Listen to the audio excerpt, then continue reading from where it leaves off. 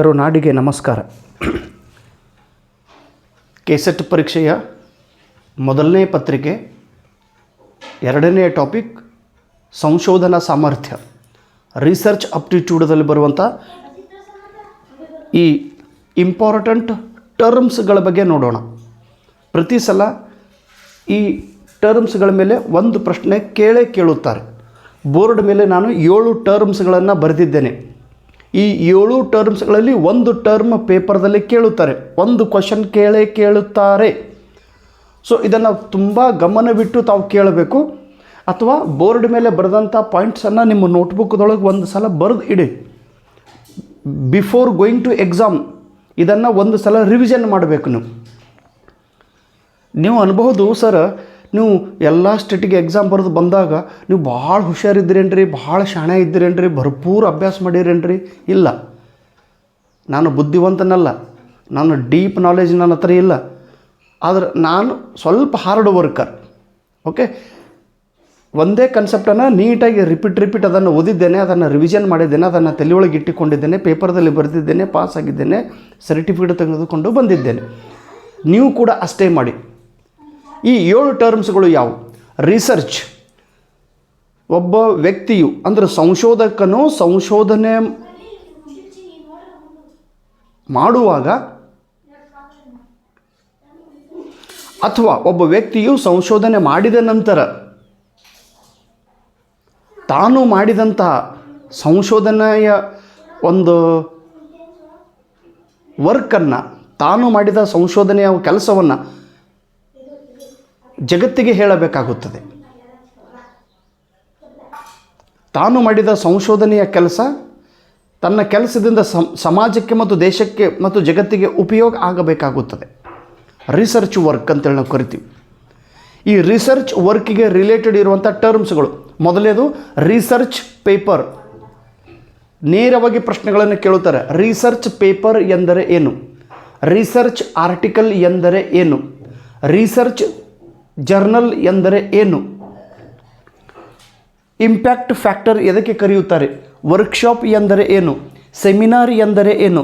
Conference ಎಂದರೆ ಏನು? ಸಿಂಪೋಸಿಸಮ್ ಎಂದರೆ ಏನು? ಓನ್ಲಿ ಆ ಶಬ್ದದ್ದು ಡಿಕ್ಷನರಿ ಮೀನಿಂಗ್ ನೆನಪಿಟ್ಟರೆ ಸಾಕು, ಅದರೊಳಗೆ ಮತ್ತೆ ಡಿಟೇಲಾಗಿ ಓದೋ ಅವಶ್ಯಕತೆ ಇಲ್ಲ. Research paper, it is N expanded essay. It is an expanded essay. The researcher who did the research work, he is writing more information on the subject matter, is known as research paper. Sir, ತಿಳಿಲಿಲ್ಲರಿ ನೀವು ಹೇಳಿದ್ದು. Research paper, research ಅಂದರೆ ಸಂಶೋಧನೆ, paper ಅಂದರೆ ಪತ್ರಿಕೆ, ಒಂದು paper, ಲೇಖನ ಅಂತೇಳಿ ಕರಿತೀವಿ. ಲೇಖನ ಬರೆಯೋದು. ಒಬ್ಬ ವ್ಯಕ್ತಿ, ಯಾವ ವ್ಯಕ್ತಿ ಸಂಶೋಧನೆ ಮಾಡಿರುತ್ತಾನೆಯೋ ತನ್ನ ಸಂಶೋಧನೆಯ ವಿಷಯದ ಬಗ್ಗೆ ಮಾಹಿತಿ ಬರೆಯೋದು. ಒಬ್ಬ ಸಂಶೋಧನಕ, ಒಬ್ಬ ವ್ಯಕ್ತಿ ಸಂಶೋಧನೆ ಮಾಡುವಂಥ ವ್ಯಕ್ತಿ ಏನಿರ್ತಾನೆ ನೋಡ್ರಿ, ತಾನು ಏನು ಸಂಶೋಧನೆ ಮಾಡಿದ್ದಾನೆ ಆ ಸಂಶೋಧನೆಯ ವಿಷಯ ಬಗ್ಗೆ ಬರೆದಿಡುವುದು, ಮಾಹಿತಿಯನ್ನು ಬರೆಯುವುದು. ತಾನು ಬರೆದಂಥ ಮಾಹಿತಿಯನ್ನು ಇನ್ನೊಬ್ಬರು ಓದಬೇಕು, ತಾನು ಬರೆದಂಥ ಮಾಹಿತಿಯನ್ನು ಉಪಯೋಗ ಇನ್ನೊಬ್ಬರು ಮಾಡಿಕೊಳ್ಳಬೇಕು. ರಿಸರ್ಚ್ ಪೇಪರ್ ನೋಡ್ರಿ, ಇನ್ನು ರಿಸರ್ಚ್ ಪೇಪರ್ ಅಂದರೆ ಲೇಖನ. ಒಬ್ಬ ಸಂಶೋಧಕನು ಏನು ಸರ್ಚ್ ಮಾಡಿರುತ್ತಾನೆಯೋ, ಏನು ಸಂಶೋಧನೆ ಮಾಡಿರುತ್ತಾನೆಯೋ ಆ ವಿಷಯದ ಬಗ್ಗೆ ಮಾಹಿತಿಯನ್ನು ಬರೆಯುವುದು, ಕ್ರಮಬದ್ಧವಾಗಿ ಬರೆಯುವುದು, ಸುವ್ಯವಸ್ಥಿತವಾಗಿ ಬರೆಯೋದು, ಸಿಸ್ಟಮೆಟಿಕ್ಕಾಗಿ ಬರೆದು ಇಡುವುದು. ಇದಕ್ಕೆ ರಿಸರ್ಚ್ ಪೇಪರ್ ಎಂದು ಕರೆಯುತ್ತಾರೆ. ರಿಸರ್ಚ್ ಪೇಪರ್ ಬರೆಯುವಾಗ ಸ್ಟೆಪ್ಸ್ಗಳನ್ನು ಉಪಯೋಗ ಮಾಡಬೇಕಾಗುತ್ತದೆ. ಟೈಟಲ್ ಪೇಜ್, ಇಂಟ್ರೊಡಕ್ಷನ್, ಮಧ್ಯ, ಮಿಡಲ್, ಆಮೇಲೆ ಕನ್ಕ್ಲೂಷನ್, ಆಮೇಲೆ ರಿಫರೆನ್ಸ್ ಲಿಸ್ಟ್, ಹೀಗೆ ಸೀಕ್ವೆನ್ಸ್ ಆಗಿ ಬರೆಯಬೇಕಾಗುತ್ತದೆ ರಿಸರ್ಚ್ ಪೇಪರ್. ರಿಸರ್ಚ್ ಪೇಪರ್ ಬರೆಯುವಾಗ APA ಸ್ಟೈಲನ್ನು ಉಪಯೋಗ ಮಾಡಬೇಕಾಗುತ್ತದೆ. APA ಫಾರ್ಮ್ಯಾಟನ್ನು ಉಪಯೋಗ ಮಾಡಬೇಕಾಗುತ್ತದೆ. APA ಎಂದರೆ ಏನು? ಇದು ನೆಟ್ ಎಕ್ಸಾಮ್ದೊಳಗೆ ಕೇಳಿದ ಪ್ರಶ್ನೆ. A ಅಂದರೆ ಅಮೇರಿಕನ್, P ಅಂದರೆ ಸೈಕಾಲಜಿ, ಎ ಅಂದರೆ ಅಸೋಸಿಯೇಷನ್, ಅಮೇರಿಕನ್ ಸೈಕಾಲಜಿಕಲ್ ಅಸೋಸಿಯೇಷನ್ ಇವರ ಒಂದು ಫಾರ್ಮ್ಯಾಟದ ಪ್ರಕಾರ ರಿಸರ್ಚ್ ಪೇಪರನ್ನು ಬರೆಯಬೇಕಾಗುತ್ತದೆ. ಈಗ ಎಕ್ಸಾಕ್ಟ್ಲಿ ಬೋರ್ಡ್ ಮೇಲೆ ಬರೆದಂಥ ಪಾಯಿಂಟ್ಸನ್ನು ನೋಡಿರಿ. Research paper it is a scholarly document. Scholar ಇರುವಂಥ ವ್ಯಕ್ತಿ, ರಿಸರ್ಚ್ ಮಾಡಿದಂಥ ವ್ಯಕ್ತಿ, ಸಂಶೋಧನೆ ಮಾಡಿದಂಥ ವ್ಯಕ್ತಿ, ಬುದ್ಧಿವಂತ ವ್ಯಕ್ತಿ, ಸ್ಕಾಲರ್ಲಿ ಡಾಕ್ಯುಮೆಂಟ್, ಅತಿ ಬುದ್ಧಿವಂತಿಕೆ ಅಂತ ಬರೆದಂಥ ಲೇಖನ, ದ್ಯಾಟ್ ಕಾಂಟ್ರಿಬ್ಯೂಟ್ ಅದು ಸಹಾಯ ಮಾಡುತ್ತದೆ ಎದುರ ಸಲುವಾಗಿ to existing knowledge in a particular field. ಈ ಸದ್ಯ ಪರಿಸ್ಥಿತಿಯೊಳಗಿರುವಂಥ ಒಂದು ಜ್ಞಾನದಲ್ಲಿ ಇದು ಹೆಚ್ಚಿಗೆ ಅದರಲ್ಲಿ ಆ್ಯಡ್ ಮಾಡುತ್ತದೆ, ಕೂಡಿಸುತ್ತದೆ. ಈಗ ಚಂದ್ರನ ಮೇಲೆ ಹೋಗಿ ಸಂಶೋಧನೆ ಮಾಡಿದವರು ಇದ್ದರು, ರಷ್ಯಾದವರು, ಅಮೇರಿಕಾದವರು. ಓಕೆ, ಅದರಲ್ಲಿ ನಾವು ಹೋಗಿ ಈಗೇನು ಸಂಶೋಧನೆ ಮಾಡುತ್ತಿದ್ದೇವೆ ಅದರಲ್ಲಿ ನಾವು ಎಕ್ಸ್ಟ್ರಾ ಇನ್ಫಾರ್ಮೇಷನ್ನ ಕೊಡುತ್ತಿದ್ದೇವೆ, ಎಕ್ಸ್ಟ್ರಾ ಸಂಶೋಧನೆಯನ್ನು ಮಾಡಿ ನಮ್ಮ ಮಾಹಿತಿಯನ್ನು ಹೇಳುತ್ತಿದ್ದೇವೆ ಚಂದ್ರನ ಬಗ್ಗೆ. It is a scholarly document. It is a scholarly document that contribute to existing knowledge in a particular field. ಒಂದು ನಿರ್ದಿಷ್ಟ ಕ್ಷೇತ್ರದಲ್ಲಿ ಹೆಚ್ಚಿನ ಮಾಹಿತಿಯನ್ನು ಕೊಡುವ ಸಲುವಾಗಿ ರಿಸರ್ಚ್ ಪೇಪರನ್ನು ಬರೆಯುತ್ತಾರೆ. It is an expanded essay, your own idea on a subject matter. ಒಂದು subject matter ಬಗ್ಗೆ ಹೆಚ್ಚಿನ ಮಾಹಿತಿಯನ್ನು ಕೊಡೋದು. ಜಾಸ್ತಿ ಓದ್ಕೊಂಡು ಕೂಡಬೇಡ್ರಿ. ರಿಸರ್ಚ್ ಪೇಪರ್ ಒಂದು ಫಾರ್ಮ್ಯಾಟದಲ್ಲಿ ಬರೆಯುತ್ತಾರೆ. ಇನ್ನು ರಿಸರ್ಚ್ ಆರ್ಟಿಕಲ್, ಸಂಶೋಧನೆಯ ಲೇಖನ ನೋಡ್ರಿ. ಸಂಶೋಧನೆ ಪತ್ರಿಕೆ, ಸಂಶೋಧನೆಯ ಆರ್ಟಿಕಲ್ ಅಂತಾರೆ. ಆರ್ಟಿಕಲ್ ಈಗ ಸಾಮಾನ್ಯವಾಗಿ ಈಗ ನ್ಯೂಸ್ ಪೇಪರ್ದೊಳಗೆ ಆರ್ಟಿಕಲ್ ಬರೀತಾರೆ ನೋಡ್ರಿ. ಒಬ್ಬೊಬ್ಬರು ಒಂದೊಂದು ವಿಷಯದ ಬಗ್ಗೆ ಆರ್ಟಿಕಲನ್ನು ಬರೆದು ಪೇಪರ್ದೊಳಗೆ ಪ್ರಕಟಣೆ ಮಾಡುತ್ತಾರೆ. ಈ ಸಂಪಾದಕೀಯ ಲೇಖನದ ಬಾಜುಕ ಒಂದು ಕೆಲವೊಬ್ಬರು ಎಕ್ಸ್ಪರ್ಟ್ ಇರುವಂಥ ವ್ಯಕ್ತಿಗಳು ಆ ಸಬ್ಜೆಕ್ಟ್ ಬಗ್ಗೆ ಮಾಹಿತಿಯನ್ನು ಬರೀತಾರೆ ನೋಡ್ರಿ. ಪ್ರಚಲಿತ ಘಟನೆಗಳ ಬಗ್ಗೆ ಅಥವಾ ಯಾವುದೇ ಒಂದು ಘಟನೆ ಬಗ್ಗೆ ಮಾಹಿತಿಯನ್ನು ಬರೆಯೋದು, ಲೇಖನ ಬರೆಯೋದು, ಅಭಿಪ್ರಾಯಗಳನ್ನು ಬರೆಯೋದು, ಆ ವಿಷಯಕ್ಕೆ ಸಂಬಂಧಪಟ್ಟ ಮಾಹಿತಿಯನ್ನು ಬರೆಯೋದು.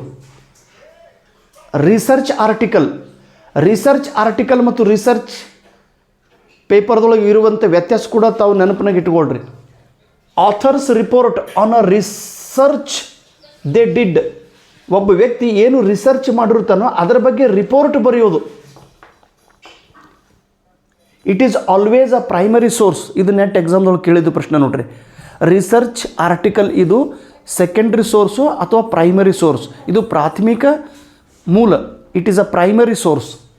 It is written for general audience and aim is to inform. ಸರ್ವಸಾಮಾನ್ಯ ಜನರಿಗಾಗಿ ಮಾಹಿತಿಯನ್ನು ಕೊಡುವ ಸಲುವಾಗಿ ರಿಸರ್ಚ್ ಆರ್ಟಿಕಲ್ಗಳನ್ನು ಬರೆಯುತ್ತಾರೆ. ರಿಸರ್ಚ್ ಪೇಪರ್ ಇನ್ ಡಿಟೇಲಾಗಿ ಮಾಹಿತಿಯನ್ನು ಬರೆಯುತ್ತಾರೆ ಇದರಲ್ಲಿ. ಆದರೆ ಇದರೊಳಗೆ ಇನ್ ಡೀಟೇಲಾಗಿ ಬರೆಯೋ ಅವಶ್ಯಕತೆ ಇಲ್ಲ. ಜಸ್ಟ್ ಗ್ಲಾನ್ಸ್ ಅಂತೇಳಿ ಕರಿತೀವಿ, ಅದರ ಬಗ್ಗೆ ರಿಪೋರ್ಟ್ ಬರೆದು ಬಿಡೋದು. ರಿಸರ್ಚ್ ಪೇಪರ್ದಲ್ಲಿ ಡೀಟೇಲಾಗಿ ಮಾಹಿತಿ ಬರೆಯುತ್ತಾರೆ, ಇನ್ ಡೆಪ್ತ್ ಮಾಹಿತಿಯನ್ನು ಬರೆಯುತ್ತಾರೆ, ಸೀಕ್ವೆನ್ಸ್ ಫಾರ್ಮೆಟ್ದೊಳಗೆ ಬರೆಯುತ್ತಾರೆ. ಮೊದಲನೇದು APA ಸ್ಟೈಲ್ ಒಳಗೆ ಇಂಟ್ರೊಡಕ್ಷನ್, ಮಧ್ಯ, ಆಮೇಲೆ ಕನ್ಕ್ಲೂಷನ್. ಆರ್ಟಿಕಲ್ ಹಾಗಿಲ್ಲ, ಸರ್ವಸಾಮಾನ್ಯವಾಗಿ ಮಾಹಿತಿಯನ್ನು ಬರೆದು ಸರ್ವಸಾಮಾನ್ಯ ಜನರಿಗೆ ಮಾಹಿತಿಯನ್ನು ಕೊಡುವುದು ಸಲುವಾಗಿ ರಿಸರ್ಚ್ ಆರ್ಟಿಕಲನ್ನು ಬರೆಯುತ್ತಿರುತ್ತಾರೆ. ರಿಸರ್ಚ್ ಜರ್ನಲ್, ಇವೇನು ರಿಸರ್ಚ್ ಆರ್ಟಿಕಲ್ಗಳಾಗಲಿ ಮತ್ತು ರಿಸರ್ಚ್ ಪೇಪರ್ಗಳು ಅಥವಾ ರಿಸರ್ಚ್ ಆರ್ಟಿಕಲ್, ವಿಶೇಷವಾಗಿ ರಿಸರ್ಚ್ ಆರ್ಟಿಕಲ್ಗಳು ರಿಸರ್ಚ್ ಜರ್ನಲಲ್ಲಿ ಪ್ರಕಟ ಮಾಡುತ್ತಾರೆ. ಸಂಶೋಧನೆಯ ಪತ್ರಿಕೆಗಳು ಇವೆಲ್ಲ, ಇವಕ್ಕೆ ಪಿರಿಯಾಡಿಕಲ್ಸ್ ಅಂತ ಕರೀತಾರೆ. ಪ್ರತಿ ತಿಂಗಳಿಗೆ ಇದು ಪ್ರಕಟವಾಗುತ್ತದೆ ಅಥವಾ ಒಂದು ಸಲ 15 ದಿವಸಕ್ಕೊಮ್ಮೆ ಇದನ್ನು ಪ್ರಕಟವಾಗುತ್ತದೆ, ಪಿರಿಯಾಡಿಕಲ್. ಈ ಮ್ಯಾಗ್ಝಿನ್ಗಳಲ್ಲಿ ಲೇಖನಗಳನ್ನು ಪ್ರಕಟ ಮಾಡಲಾಗುತ್ತದೆ. ರಿಸರ್ಚ್ ಮ್ಯಾಗ್ಝಿನ್ಗಳೊಳಗೆ ಅಕಾಡೆಮಿಕ್ ರಿಸರ್ಚ್ ಮ್ಯಾಗ್ಝಿನ್ಗಳು ಬೇರೆ, ಸೈಂಟಿಫಿಕ್ ರಿಸರ್ಚ್ ಮ್ಯಾಗ್ಝಿನ್ಗಳು ಬೇರೆ. ಅಥವಾ ಈಗ ಸ್ಪರ್ಧಾತ್ಮಕ ಪರೀಕ್ಷೆ ಸಲುವಾಗಿ ನಾವು ಉಪಯೋಗ ಮಾಡುವಂಥ ಏನು ಸ್ಪರ್ಧಾ ಸ್ಫೂರ್ತಿ ಆಗಲಿ, ಇವು ಮ್ಯಾಗ್ಝಿನ್ಗಳು ಬರ್ತಾವಲ್ರಿ, ವಿಷನ್ ಮ್ಯಾಗ್ಝಿನು, ಸ್ಪರ್ಧಾ ವಿಜೇತ, ಇವೇನು ಪ್ರತಿ ತಿಂಗಳು ಬರೋದು ಮ್ಯಾಗ್ಝಿನ್ಗಳು ಏನಂತವ್ರು ಮ್ಯಾಗ್ಝಿನ್. ಬಟ್ ಇಲ್ಲಿ ಏನಂತ ರಿಸರ್ಚ್, ಸಂಶೋಧನೆ ಕ್ಷೇತ್ರಕ್ಕೆ ಸಂಬಂಧಿಸಿದ ಲೇಖನಗಳು ರಿಸರ್ಚ್ ಜರ್ನಲದಲ್ಲಿ ಪ್ರಕಟವಾಗುತ್ತದೆ. ಇನ್ನು ಇದರಲ್ಲಿ ಪ್ರಕಟವಾದಂತಹ ಲೇಖನಗಳನ್ನು ಬೇರೆ ವ್ಯಕ್ತಿಗಳು ಓದಿ, ಬೇರೆ ವ್ಯಕ್ತಿಗಳು ಅಧ್ಯಯನ ಮಾಡಿ ಇದರಲ್ಲಿ ಕಾನ್ಸೆಪ್ಟ್ಗಳನ್ನು ತಮ್ಮ ಸಂಶೋಧನೆದೊಳಗೆ ಉಪಯೋಗ ಮಾಡುತ್ತಿದ್ದಾರೆ. ಎಷ್ಟು ಜನರು ರಿಸರ್ಚ್ ಜರ್ನಲ್ಸ್ಗಳನ್ನು ಉಪಯೋಗ ಮಾಡುತ್ತಾರೆ. ಇದರೊಳಗೆ ಆರ್ಟಿಕಲ್ಸ್ಗಳನ್ನು ಪಬ್ಲಿಷ್ ಮಾಡ್ತಿರ್ತಾರೆ. ಈ ಪಬ್ಲಿಷ್ ಮಾಡಿದಂಥ ಆರ್ಟಿಕಲ್ಗಳನ್ನು ಓದಿ ಇನ್ನೊಬ್ಬ ಏನಾದರೂ ಸಂಶೋಧನೆ ಮಾಡುತ್ತಿದ್ದರೆ ಆವಾಗ ಈ ರಿಸರ್ಚ್ ಜರ್ನಲದ ಕ್ವಾಲಿಟಿ ಹೆಚ್ಚಾಗುತ್ತದೆ, ಇದರ ಒಂದು ವೇಟೇಜ್ ಹೆಚ್ಚಾಗುತ್ತದೆ. ಇವುಗಳಿಗೆ ರ್ಯಾಂಕ್ ಕೊಡುವ ಸಲುವಾಗಿ ಇಂಪ್ಯಾಕ್ಟ್ ಫ್ಯಾಕ್ಟರನ್ನು ಉಪಯೋಗ ಮಾಡುತ್ತಾರೆ. ಇಂಪ್ಯಾಕ್ಟ್ ಫ್ಯಾಕ್ಟರ್ ಇದು ಎಷ್ಟು ಜನರ ಮೇಲೆ, ಎಷ್ಟು ಸಂಶೋಧಕರ ಮೇಲೆ ಪರಿಣಾಮ ಬೀರಿದೆ ಎಂಬುದನ್ನು ಇಂಪ್ಯಾಕ್ಟ್ ಫ್ಯಾಕ್ಟರ್ ಹೇಳುತ್ತದೆ. ಇಂಪ್ಯಾಕ್ಟ್ ಫ್ಯಾಕ್ಟರ್ದಿಂದ ರಿಸರ್ಚ್ ಜರ್ನಲದ ಕ್ವಾಲಿಟಿಯನ್ನು ಹೇಳಲು ಬರುತ್ತದೆ. ಪರೀಕ್ಷೆದು ಹಿಂಗೆ ಕೇಳ್ತಾರೆ, IF ಎಂದರೇನು? Impact factor. ಅಥವಾ ಯಾವುದರಿಂದ ರಿಸರ್ಚ್ ಜರ್ನಲದ ಕ್ವಾಲಿಟಿಯನ್ನು ಅಳೆಯಲಾಗುತ್ತದೆ? ಇಂಪ್ಯಾಕ್ಟ್ ಫ್ಯಾಕ್ಟರ್ದಿಂದ. ಫುಲ್ ಫಾರ್ಮ್ ಕೇಳ್ತಿರ್ತಾರೆ, JIF ಎಂದರೇನು?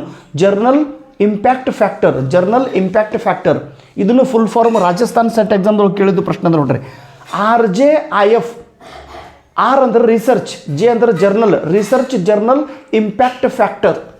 ಇವುಗಳನ್ನು ಈ ಇಂಪ್ಯಾಕ್ಟ್ ಫ್ಯಾಕ್ಟರಲ್ಲಿ journal impact factor, research journal impact factor ಇವೆಲ್ಲ ಏನೋದು ರೀ ಕ್ಲಾರಿವಿಟಿ ಇಲ್ಲೊಂದು ಶಬ್ದ ಅದ ರೀ. ಇವರು ಇದರ ಬಗ್ಗೆ ಹೇಳುತ್ತಾರೆ. ಕ್ಲಾರಿವಿಟಿದವರು ಇಲ್ಲೊಂದು ಶಬ್ದ ಅದ ನೋಡ್ರಿ, ಇದು ನೆನಪಿಡ್ರಿ ಈ ಶಬ್ದ. ಕ್ಲಾರಿವಿಟಿ ಒಂದು ಸೆಕೆಂಡ್ ನಾನು ಬುಕ್ದೊಳಗೆ ನೋಡ್ತೀನಿ ರೀ. ಸ್ವಲ್ಪ ನಿಮ್ಮ ಮೊಬೈಲ್ ಬಂದ್ ಮಾಡ್ತಿರ್ತಮ್ಮ, ಬಂದ್ ಮಾಡು.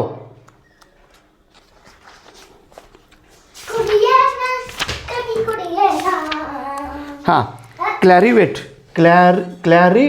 ಕ್ಲಾರಿವೇಟಿನಿಂದ ಇದರ ಮೌಲ್ಯವನ್ನು ಅಳೆಯಲಾಗುತ್ತದೆ. ಎದರದು? ರಿಸರ್ಚ್ ಜರ್ನಲದ ಮೌಲ್ಯವನ್ನು. ಇವುಗಳನ್ನು ಉಪಯೋಗ ಮಾಡಿ ಕ್ಲಾರಿವೇಟ್ ಇದು ಏನಂದರೆ, ಕ್ಲಾರಿವೇಟ್ ಒಂದು ಸಂಸ್ಥೆ ಐತಿ. ಹಾಂ, ಈ ಸಂಸ್ಥೆ ಇದು ಕ್ಲಾರಿವೇಟ್ದವರು ಒಂದು ಮೊಬೈಲ್ದಾಗ ಕ್ಲಾರಿವೇಟ್ ಇದು ಒಂದು ಇರಲಿ ಬಿಡು. ಈ ಸಂಸ್ಥೆಯ ವತಿಯಿಂದ ಇದು ಒಂದು ವೆಬ್ಸೈಟ್ ಅದ. ಆ ವೆಬ್ಸೈಟದ ವತಿಯಿಂದ ರಿಸರ್ಚ್ ಜರ್ನಲ್ಸ್ಗಳ ಒಂದು ಕ್ವಾಲಿಟಿಯನ್ನು ಅಳೆಯಲಾಗುತ್ತದೆ. ಆಮೇಲೆ ವರ್ಕ್ಶಾಪ್ ಎಂದರೆ ಏನು? ವರ್ಕ್ಶಾಪ್ ನೆನ್ಪಿಡ್ರಿ. ಸಾರ್ಕ ಫೋನ್ ಬರುತ್ತೆ ನೋಡಮ್ಮ, ಅವ್ರು ಹಿಂದೆ ಕಡೆ ಮಾತಾಡಿ ಸರ್ ನಮ್ಮದು ಏನು ವರ್ಕ್ಶಾಪ್.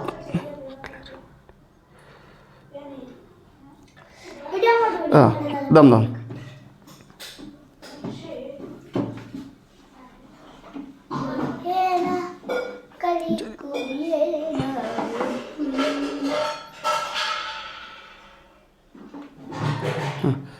Impact factor ದಮ್ಮಮ್ಮ. ಹಾಂ, ಕ್ಲಾರಿವೇಟ್ ಏನು ಮಾಡ್ತದೆ ರೀ? ಕ್ಲಾರಿವೇಟ್ ಇದನ್ನು ಎವರೇಜ್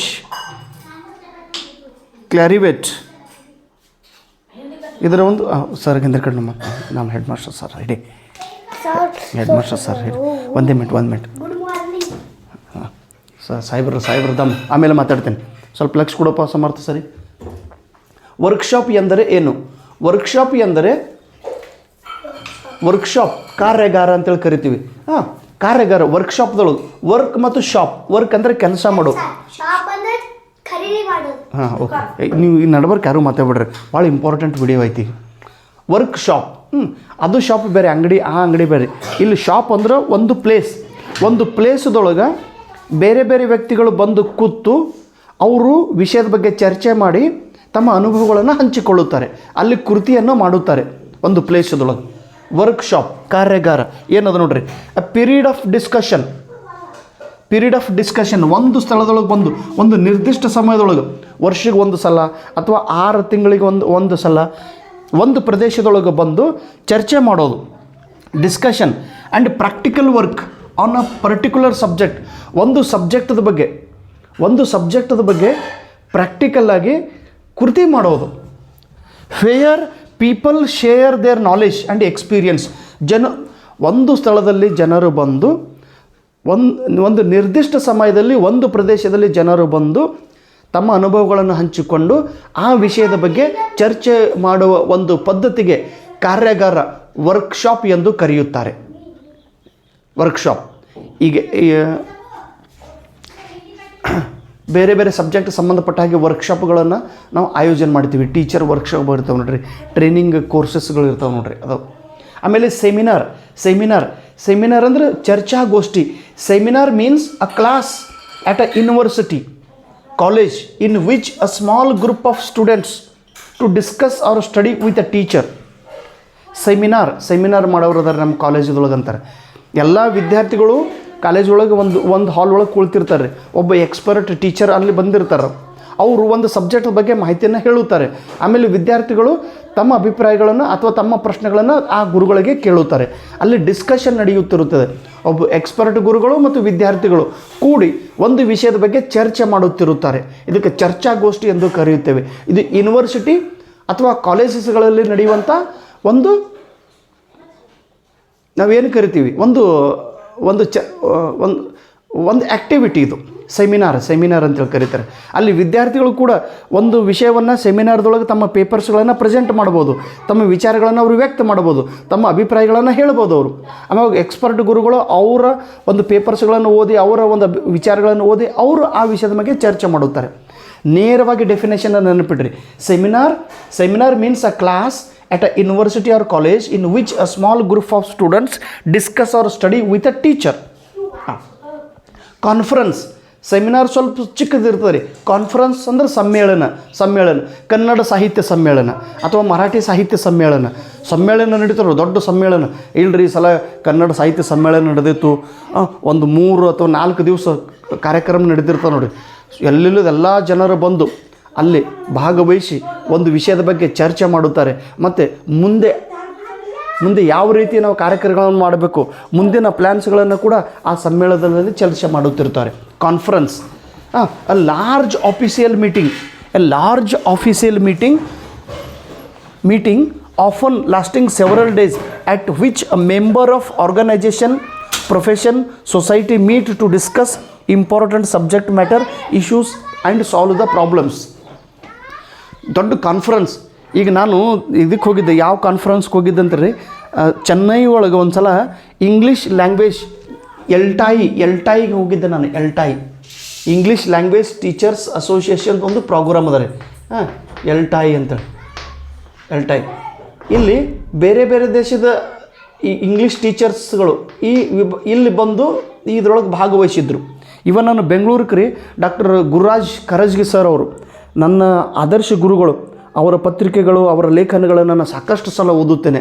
ನನ್ನ ಜೀವನವನ್ನು ಬದಲಾಯಿಸಿದ ಒಂದು ವ್ಯಕ್ತಿ ಅವರು ಕೂಡ. ಅವರು ಬರೆದಂಥ ಕರುಣಾಳು ಬಾ ಬೆಳಕೆ ಅಥವಾ ಅವರು ಬರೆದಂಥ ಕೆಲವೊಂದು ಲೇಖನಗಳನ್ನು ನಾನು ಓದಿ ನನ್ನನ್ನೇ ಬದಲಾವಣೆ ಮಾಡಿಸ್ಕೊಂಡಿದ್ದೆ. ನಾನು ವಿಚಾರಗಳಲ್ಲಿ ಬದಲಾವಣೆ ಆಗಿತ್ತು. ಆತ್ಮಸ್ಥೈರ್ಯ ತುಂಬಿದಂಥ ವ್ಯಕ್ತಿಗಳು ಡಾಕ್ಟರ್ ಗುರುರಾಜ್ ಕರಜ್ಗಿ ಸರ್ ಅವರು ಕೂಡ ಈ ಕಾನ್ಫರೆನ್ಸ್ಗಳನ್ನು ತೊಗೊತಿರ್ತಾರೆ ಟೀಚರ್ ಸಲುವಾಗಿ. ನಾನಂತೂ ಅವರು ಬಿಡದೆ ಅವ್ರ ಕಾರ್ಯಕ್ರಮಗಳನ್ನು ನಾನು ಅಟೆಂಡ್ ಮಾಡ್ತೀನಿ. ಗುರುರಾಜ್ ಕರಜ್ಗಿ ಸರ್ ಅವರು ಕಾನ್ಫರೆನ್ಸ್ ಅಂತೇಳಿ ಕರೀತಾರೆ. ಒಂದು ಸಮ್ಮೇಳನ ನಡೆಸಿ ಆ ಸಮ್ಮೇಳನದೊಳಗೆ ಎಲ್ಲ ಜನರು ಸದಸ್ಯರು ಬಂದು ಭಾಗವಹಿಸಿ ಒಂದು ವಿಷಯದ ಬಗ್ಗೆ ಚರ್ಚೆ ಮಾಡುತ್ತಾರೆ. ಅದಾದ ನಂತರ ಸಿಂಪೋಸಿಸಮ್, ವಿಚಾರ ಸಂಕಿರಣ, a meeting at which experts have discussion about a particular subject. ಇಲ್ಲಿ ಎಕ್ಸ್ಪರ್ಟ್ ವ್ಯಕ್ತಿಗಳು, ಸಬ್ಜೆಕ್ಟ್ ಮೇಲೆ ಕಮಾಂಡ್ ಇರುವಂಥ ವ್ಯಕ್ತಿಗಳು ಒಂದು ವಿಷಯದ ಬಗ್ಗೆ ಚರ್ಚೆ ಮಾಡುತ್ತಾರೆ. ಅದಕ್ಕೆ ಸಿಂಪೋಸಿಸಮ್ ಎಂದು ಕರೆಯುತ್ತಾರೆ. ಈ ರೀತಿ ತಾವೆಲ್ಲರೂ ರಿಸರ್ಚ್ ಪೇಪರ್ ಎಂದರೇನು, ರಿಸರ್ಚ್ ಆರ್ಟಿಕಲ್ ಎಂದರೇನು, ಆಮೇಲೆ ರಿಸರ್ಚ್ ಜರ್ನಲ್ ಎಂದರೇನು, ವರ್ಕ್ಶಾಪ್ ಎಂದರೇನು, ಕಾನ್ಫರೆನ್ಸ್ ಎಂದರೇನು, ಸೆಮಿನಾರ್ ಎಂದರೇನು, ಸಿಂಪೋಸಿಸಮ್ ಎಂದರೇನು, ಅದನ್ನೆಲ್ಲ ತಾವು ದಯವಿಟ್ಟು ನೆನಪನ್ನ ಇಟ್ಕೋಬೇಕು. ಅದೃಷ್ಟವಾಗಿ 2004 ಟು 2005 ಇದೊಳಗೆ 2005 ಜುಲೈ ತಿಂಗಳದೊಳಗೆ ನಾನು ಬರೆದಿದ್ದೊಂದು ಆರ್ಟಿಕಲ್, ನಾನು ಒಂದು ವಿಷಯದ ಬಗ್ಗೆ ಮಾಹಿತಿಯನ್ನು ನೋಡಿರಿ. ಯಾವ ವ್ಯಕ್ತಿ ಕೂಡ ಆರ್ಟಿಕಲ್ ಬರೀಬೋದು, ಅಲ್ಲಿ ಎಕ್ಸ್ಪರ್ಟ್ ಇದ್ದವರೇ ಬರೀಬೇಕನ್ನಂಗಿಲ್ಲ. ಒಂದು ವಿಷಯದ ಬಗ್ಗೆ ನಾನು ನನ್ನ ಅಭಿಪ್ರಾಯಗಳನ್ನು, ನನ್ನ ಒಂದು ವಿಷಯದ ಬಗ್ಗೆ ನಾನು ಮಾಹಿತಿ ಬರೆದಿದ್ದೆ. ಈ ಕಾಂಪಿಟೇಟಿವ್ ಎಕ್ಸಾಮ್ಗಳ ಬಗ್ಗೆ, ರೂರಲ್ ಸ್ಟೂಡೆಂಟ್ಸ್ ಮತ್ತು ಈ ಮ್ಯಾಗ್ಝಿನ್ದ ಇಂಪ್ಯಾಕ್ಟ್ ರೂರಲ್ ವಿದ್ಯಾರ್ಥಿಗಳ ಮೇಲೆ ಯಾವ ರೀತಿ ಆಗ್ತದೆ ಅನ್ನೋದು ರಫ್ ಆಗಿ ನಾನು ಒಂದು ಆರ್ಟಿಕಲ್ ಬರೆದು ದಿಲ್ಲಿಗೆ ಕಳಿಸಿದ್ದೆ ನಾನು. ಅವಾಗ ಗೌರ್ಮೆಂಟ್ ಆಫ್ ಇಂಡಿಯಾದೊಂದು ಬುಕ್ ಇದೆ, ಕುರುಕ್ಷೇತ್ರ ಅಂತೇಳಿ. ಕುರುಕ್ಷೇತ್ರ ಆ ಮ್ಯಾಗ್ಝಿನ್ದೊಳಗೆ, ಕುರುಕ್ಷೇತ್ರ ಮ್ಯಾಗ್ಝಿನ್ದಲ್ಲಿ ನಾನು ಬರೆದಿದ್ದ ಆರ್ಟಿಕಲ್ ಪಬ್ಲಿಷ್ ಆಗಿತ್ತು ನೋಡಿರಿ 2007 ಒಳಗೆ. ಅದು ಮ್ಯಾಗ್ಝಿನ್ ಮುಂದಿನ ವಿಡಿಯೋದೊಳಗೆ ನಾನು ನಿಮಗೆ ತೋರಿಸ್ತೇನೆ ರೀ, ತೆಗೆದಿಟ್ಟಿನದು. ನಾನು ಬರೆದಿದ್ದು ಹೆಂಗೆ ಪಬ್ಲಿಷ್ ಆಯಿತು, ನನಗೆ ತುಂಬ ವಿಚಿತ್ರ ಆಗಿತ್ತದು. ನಾನು ಬರೆದಿದ್ದು ಆರ್ಟಿಕಲ್ಲು ಕುರುಕ್ಷೇತ್ರ ಮ್ಯಾಗ್ಝಿನ್ ಯೋಜನಾ ಅಂತೇಳಿ ನೀವೆಲ್ಲರೂ ಓದಿರಬೇಕು. ಯಾರು IAS ಓದ್ತಿರ್ತಾರೆ ನೋಡ್ರಿ, ಅಥವಾ KS ಓದುವಂಥ ವಿದ್ಯಾರ್ಥಿಗಳು ಯೋಜನಾ ಮ್ಯಾಗ್ಝಿನ್ ಪ್ರತಿ ತಿಂಗಳ ಓದುತ್ತಾರೆ. ಯೋಜನಾ ಮತ್ತು ಕುರುಕ್ಷೇತ್ರ. ನಾನು ಕೂಡ ಆ ಟೈಮ್ದೊಳಗೆ ಯೋಜನಾ ಮತ್ತು ಕುರುಕ್ಷೇತ್ರ ಮ್ಯಾಗ್ಝಿನ್ಗಳನ್ನು ಓದಲು ಪ್ರಾರಂಭ ಮಾಡಿದ್ದೆ. ಆ ಮ್ಯಾಗ್ಝಿನ್ಗಳು ಓದ್ರಿ ಅಂತೇಳಿ ನನಗೆ ಹೇಳಿದವರು ಯಾರು? ನಮ್ಮ ಇವರು ಬೇದ್ರೆ ಮಂಜುನಾಥ್ ಸರ್ ಅವರು English grammar, applied English grammar ಬುಕ್ದೊಳಗೆ ಬರೆದಿದ್ದಾರೆ ನೋಡ್ರಿ. ಆ ಬುಕ್ದೊಳಗೆ ಬರೆದಂಥ ಪ್ರತಿಯೊಂದು ಕಾನ್ಸೆಪ್ಟನ್ನು ಓದಿ ನಾನು ಪ್ರಾಕ್ಟಿಕಲ್ಲೇ ಯೂಸ್ ಮಾಡಿಕೊಂಡಂಥ ವ್ಯಕ್ತಿ. ನನ್ನ ಇಂಗ್ಲೀಷ್ ಸುಧಾರಣೆ ಆಗಿದ್ದು ಅಥವಾ ನಾನು ಇಂಗ್ಲೀಷ್ ಓದಿದ್ದು, ನಾನಂತೂ ಶೂನ್ಯ ಇಂಗ್ಲೀಷ್ದೊಳಗೆ 37% ತೊಗೊಂಡವ್ರು ನಾವೆಲ್ಲರೂ PUCದೊಳಗೆ. ಟೆಂತ್ದೊಳಗಂತೂ ಕಡಿಮೆ 36% ತೊಗೊಳ್ಳೋಂಥ ವ್ಯಕ್ತಿ ಬೇದ್ರೆ ಮಂಜುನಾಥ್ ಸರ್ ಬರೆದಂಥ ಅಪ್ಲೈಡ್ ಇಂಗ್ಲೀಷ್ ಗ್ರಾಮರ್ ಈ ಬುಕ್ಕನ್ನು ಓದಿ ಇಡೀ ನನ್ನ ಜೀವನ ಬದಲಾವಣೆ ಮಾಡಿಕೊಂಡಂಥ ವ್ಯಕ್ತಿ ನಾನು. ಹೀಗಾಗಿ ಬೇದ್ರೆ ಮಂಜುನಾಥ್ ಸರ್ ನನ್ನ ಜೀವಂತ ದೇವರವರು. ಅವ್ರ ಬುಕ್ ಓದಿ ನಾನು ಈ ಮಟ್ಟಿಗೆ ಬೆಳೆದಂಥ ವ್ಯಕ್ತಿ. ಅಂದರೆ ಇಲ್ಲಿ ತನಕ ನಾನು ಕೆಲಸ ಮಾಡಿದಂಥ. ಆಮೇಲೆ ಸಿದ್ದೇಶ್ವರ ಮಹಾಸ್ವಾಮೀಜಿ ಅಂತೂ ನಮಗೆ ಆಶೀರ್ವಾದ ಮಾಡಿದವರು. ಹೇಳ್ರಿ, ನೀಟಾಗಿ ಅರ್ಥ ಮಾಡಿಕೊಂಡು ತಿಳ್ಕೊಂಡು ನಾವು ಸ್ಟಡಿ ಮಾಡಿದೆವು ಅಂದರೆ we will get the result. Concept ತಿಳ್ಕೊಂಡು ಓದಬೇಕು. ನಾವು ಕನ್ಸೆಪ್ಟ್ ತಿಳ್ಕೊಂಡು ಓದಿದ್ದೀವಿ ಅಂದರೆ ಅದು ಅರ್ಥ ಕೊಡುವುದಿಲ್ಲ. So please understand the concept systematically and you will get the result. Okay, please write down the concept in your notebook and get it. Thank you so much. ನಮಸ್ಕಾರ.